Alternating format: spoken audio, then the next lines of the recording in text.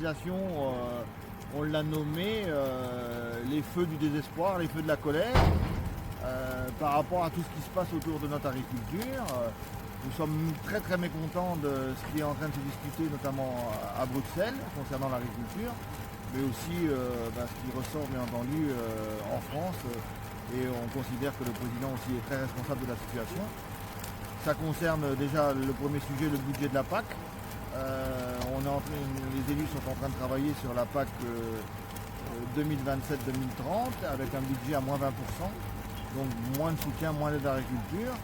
Et en parallèle, l'Europe nous livre à la grande concurrence mondiale, une concurrence qui est totalement déloyale.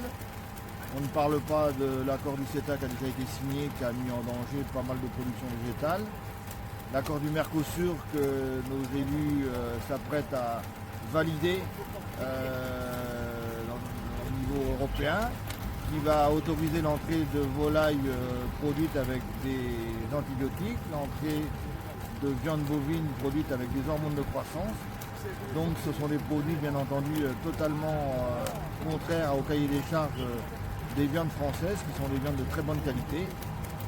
Et on ne peut pas tolérer notamment que les consommateurs français soient amenés à consommer ce genre de produits. Dans un premier temps, ça peut paraître anodin, on ne voit rien, mais ces viandes-là vont arriver notamment certainement dans un premier temps par la restauration collective, où malheureusement on n'a pas à travers l'acte d'achat le moyen de contrôler la provenance et l'origine des produits.